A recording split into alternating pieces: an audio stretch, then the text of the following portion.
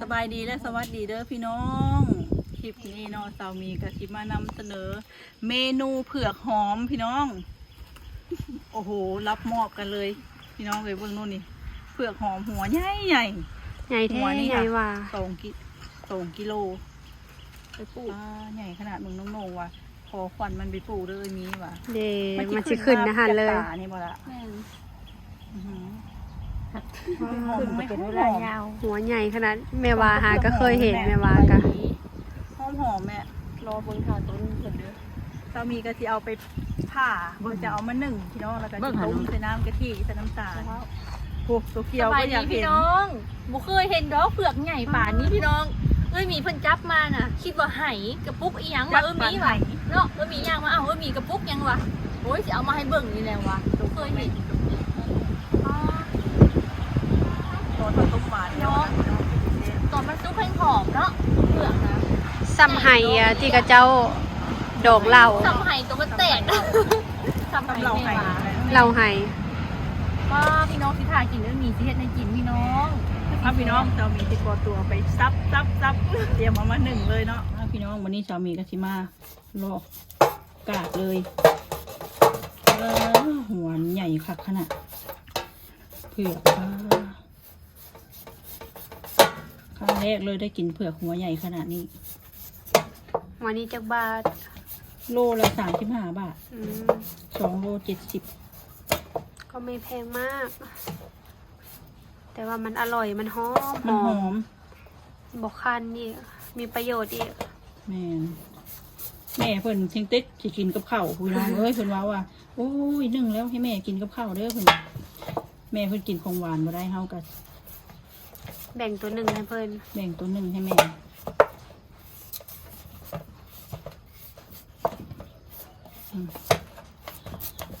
เผือกฝั่งไทยพี่น้องเอ้ยฝั่งลาวเฮาคือยังบ่เห็นว่าใหญ่ปาน แม่น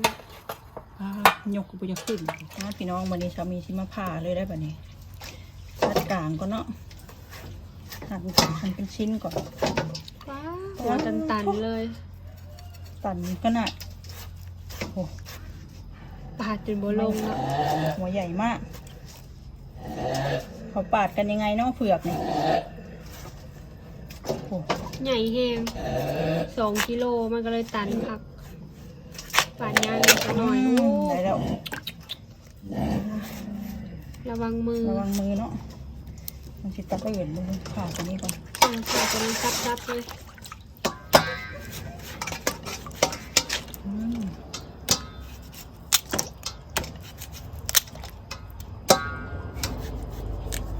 เกี่ยวมือขนาด อืม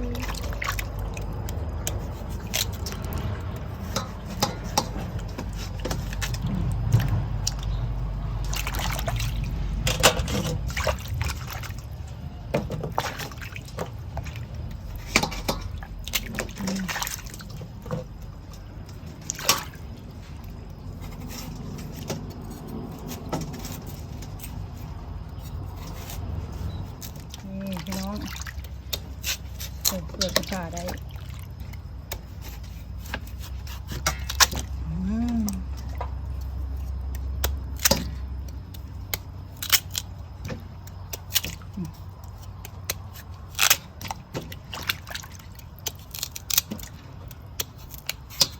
หัวใหญ่อันชิ้นใหญ่พอบอก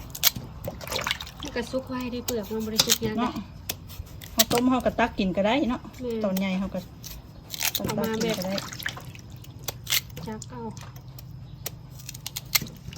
นี่โปหายโปแห้งแล้วอุ้ย เบิ่งในรูปมันคือแบบน้อยๆจะกินแล้วหลายๆนะคะพี่น้อง ไม่หลายขนาดพี่น้องนี่เรียบร้อยแล้วสามีก็จะเอาลงหัวได้บ่นี้วางก่อนเดี๋ยวพี่น้องใส่ในหัวเลยเสียมันเป็นหนึ่งเลยต้มหวานได้หม้อหนึ่งเลยได้นี่ซุกไวได้เผือกวางเรียบร้อยแล้ววันนี้ก็จะเอามาหนึ่งเลย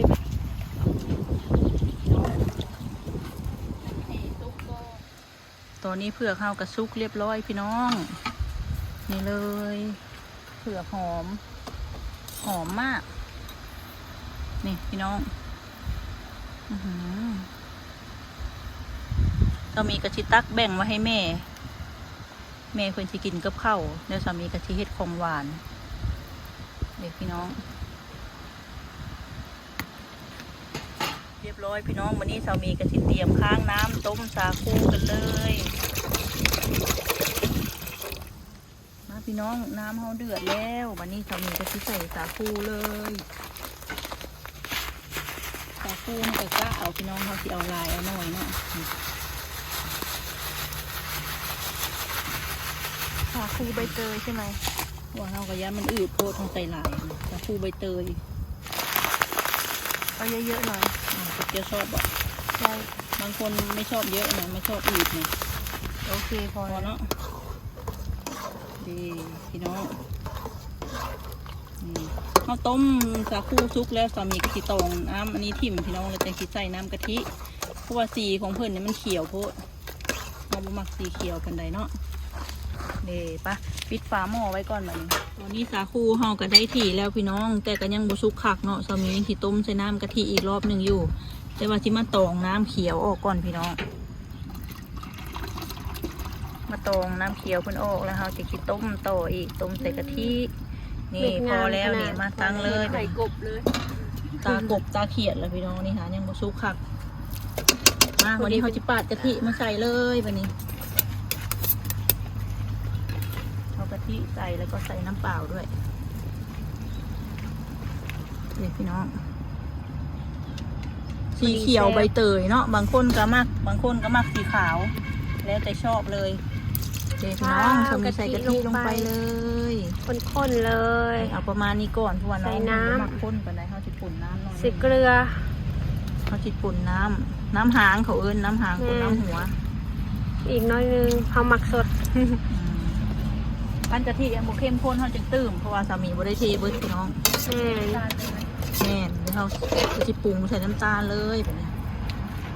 น้ำตาลมะพร้าวหวานน้อยหนึ่งของหวานพี่น้องน้ำตาลมะพร้าวเกลือนิดหน่อย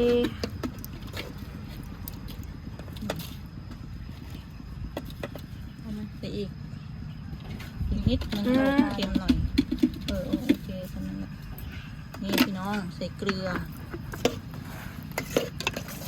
น้ำเขาเล็กหน่อยได้นี่เพื่อเขาใส่เกลือเติมน้ำอีกหน่อยนึงเนาะน้ำเปล่าอีกนิดนึงโอเคเดี๋ยวพี่น้องเดี๋ยวเขาจะให้กะทิ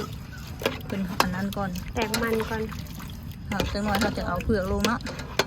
พี่น้องสามีจะเอาเผือกลงไปต้มเลยเพราะว่าเผือกนะเขานึ่งบ่สุกคักนึ่งนิ่มบ่คักเนาะสามีก็จะเอาไปเลยเอาลงไปต้มเลยหอมเผือกสามีสิบุเฮ็ดตอนน้อยชิ้นน้อยเด้อพี่น้องเพราะว่ายันเละเวลาเขากินเขาก็จักกินตักกินก็ได้เขาเฮ็ดกินเองเขาบ่ได้เฮ็ดขายเนาะเขาบ่ได้เฮ็ดเป็นลูกเต่าหรอก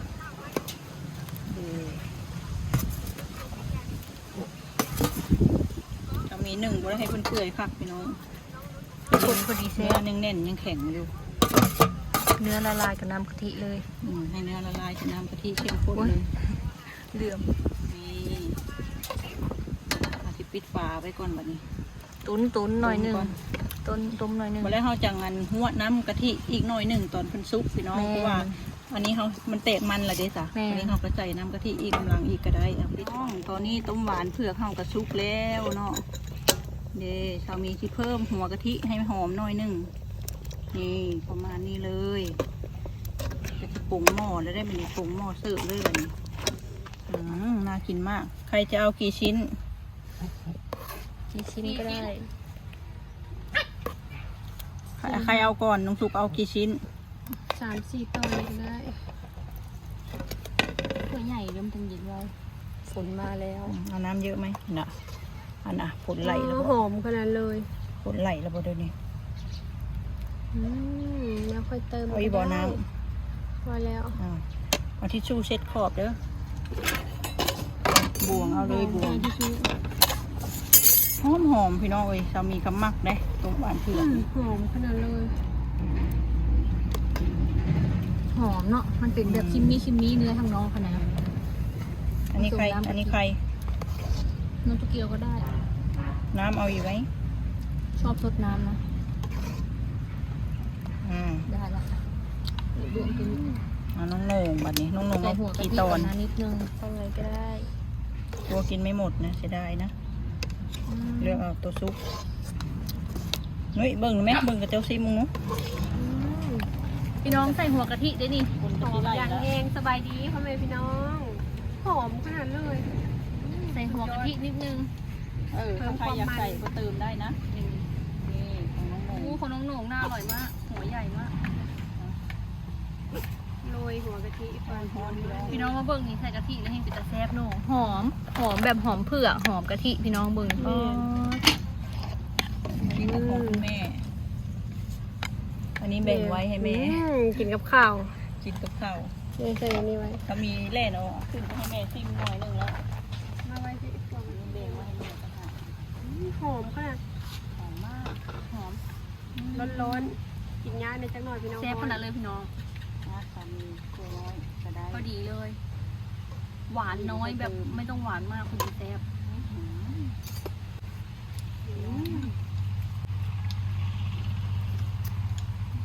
แซ่บแซ่บ อร่อย หอม เต็ม10เอาไป10เลย ป้าได้10 คะแนนพอดี แม่น สาคูกับหอมใบเตย เนื้อแบบคิมมี่เลยได้พี่น้องเนื้อเผือกทางน้องคนน่ะคนสีละลายกับเนื้อกะทิเป็นแบบคิมมี่เลย ครั้งแรกโบกินเพื่อหอม แม่นแบบว่าเขาเอามาต้มเป็นนี้นะแล้วพี่น้องตอนนี้ เรามีอันหนึ่งเผือกต้มเผือกตั้งแต่ตอนแดดออกแดงจังป่างฮ้อนเพื่อซุปผัดว่าคนคิดตกบัน เพื่อทุกปฏิบัติสิ ที่จริงกินตอนเย็นก็แซ่บได้พี่น้องแต่ว่าเขาหาต้มแล้วกินเลย ซุก มัน ใหม่ๆ ร้อน มัน จะอีกแบบ ร้อน รสชาติหนึ่ง หาเช้ากินค่ำหาได้กินเลย รอบ่ไหวลงลุยกับหัวแค่แห้งแล้วบัด มันขนาดเลย มาพี่น้องมารีแอค มาเบิ่งน้องนุ้ยซิมบัดนี้ ควันยังไง ควันสุดตวด พี่น้องเลยควันขโมงโจงเจ๋งคิมมี่ไหม ครีมมี่ไหม นวลใส่กะทิอีกหน่อยหนึ่งนวลขนาดนี้เนาะแม่น เนื้อเผือก มัน เนื้อเผือกที่มันอยู่ข้างนอกอะนะมันสุกแล้วมันออกมาเป็นคิมมี่ในเนื้อกะทิถ้าเบิ่งต้นกันด้วยพี่น้องน้องน้อยจะไปปลูก ทำพันธุ์เก็บพันธุ์ไว้เลยเนาะ หัวใหญ่แห้ง ตอนจะทุกได้มาแต่บวงสรวงกับลุงน้อยไปซ้ำเนาะเกิดเจย อืม งานบวงสรวงที่เขาเจ้าบวงสรวงแล้วเขาเจ้าแจกมันเนาะ แค่บดีเลยแต่ว่าน้องน้อยน้ำมักใส่น้ำแข็งเป็นก้อนนะพี่น้องเพราะว่ายามนี้เป็นยามร้อนนะแต่เย็นๆได้หอม เห็นบ้าน หอมได้แม่วะ หอมเด้ แม่ของเจ้าบอกได้ปะ กินบ่ได้รสมันเป้าแล้ว แล้วจะเอาไปแม่เลย นวลค่ะอะไร ละมุนเนาะ ถ้ามันเย็นเขาก็จะกินง่ายกว่านี่ แม่แซ่บก็นี่เย็น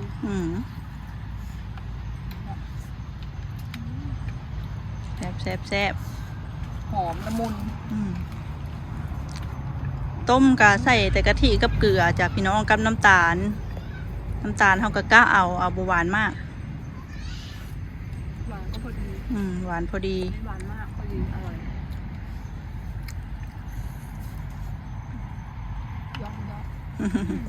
แซ่บไปเลย สมสื่อเผือกหอมเนาะ แม่นหอม ตะกี้เคยแต่ได้ยินเพิ่นว่าเผือกหอมตะกี้เคยกินแต่เผือกธรรมดานะ พวกจีน เผือกจีน แต่ตัวนั้นมันจะเป็นเนื้อสีม่วงกันเลยเนาะ เพิ่นหัวมันเผือกเนื้อเพิ่นทีนึบเหนียวพี่น้อง เนื้อเหนียวเลยเนาะ โบเละ โบเละง่าย ตอนใหญ่ไปนี้พอดีเขาตักกิน